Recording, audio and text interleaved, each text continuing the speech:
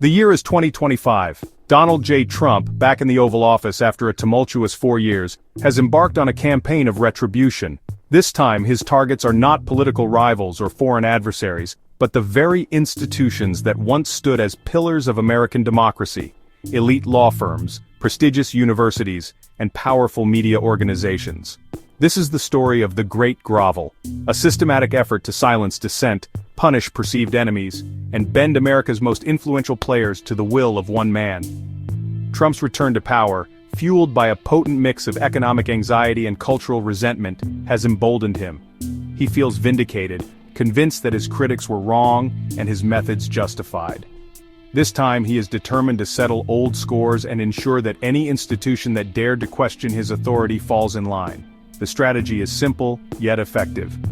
Identify pressure points, exploit financial vulnerabilities, and leverage the vast power of the federal government to extract concessions. The message is clear: comply or face the consequences. And the consequences, as many have learned, can be swift and devastating. This is not merely about policy disagreements or political maneuvering, it's about something far more fundamental: the erosion of democratic norms, the silencing of dissenting voices, and the consolidation of power in the hands of a vindictive and increasingly authoritarian leader. The legal profession, long considered a bastion of independence and integrity, has become one of the first casualties in Trump's campaign of coercion.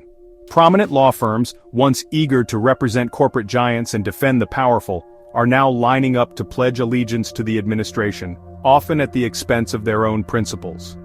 Paul Weiss, a legal powerhouse with a long history of representing Fortune 500 companies, agreed to a staggering $40 million pro bono commitment to Trump-supported causes.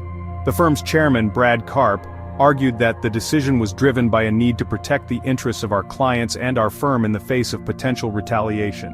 Skadden Arps, another legal titan, followed suit, pledging $100 million in free legal work to administration-friendly organizations.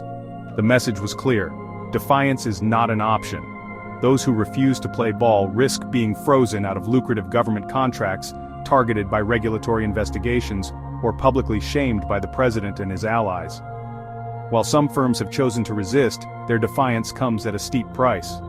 Perkins Coie, Jenner and Block, and WilmerHale, all known for their litigation prowess and commitment to civil liberties, have found themselves in the crosshairs of the administration. They are now fighting costly legal battles, defending themselves against accusations of bias, and facing relentless attacks from pro-Trump media outlets. The media, once hailed as the fourth estate and a vital check on presidential power, has also faced the wrath of the Trump administration.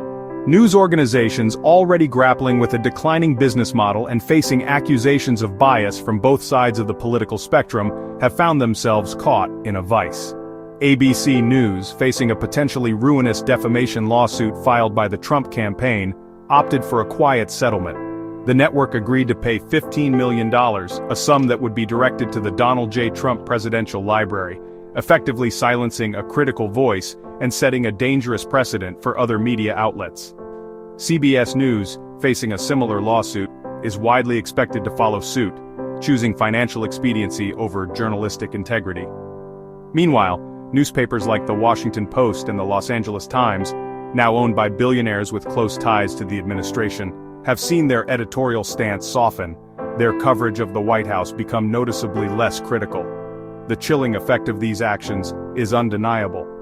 Journalists, fearing legal repercussions or pressure from their corporate overlords, are increasingly hesitant to challenge the administration's narrative. Investigative reporting has slowed to a trickle, and critical voices are being marginalized or silenced altogether. America's universities, long considered bastions of free thought and intellectual inquiry, have also become targets in Trump's war on dissent. The administration, fueled by a deep-seated suspicion of academia and its perceived liberal bias, has weaponized federal funding, using it as leverage to enforce ideological conformity and punish perceived enemies. Columbia University, facing the prospect of losing $400 million in federal grants, acquiesced to a list of 9 policy changes demanded by the administration. These changes included revising the university's speech codes, limiting the influence of faculty unions, and adopting a more balanced approach to teaching controversial subjects. Other universities, fearing similar repercussions, have rushed to appease the administration. Some have hired Republican lobbyists to curry favor with the White House, while others have quietly scaled back diversity and inclusion programs, fearing that they might be perceived as anti-American or unpatriotic.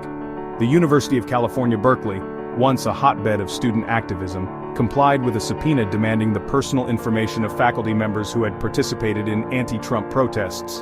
The message was clear: dissent would not be tolerated, and even the hallowed halls of academia were not immune from the long arm of the Trump administration.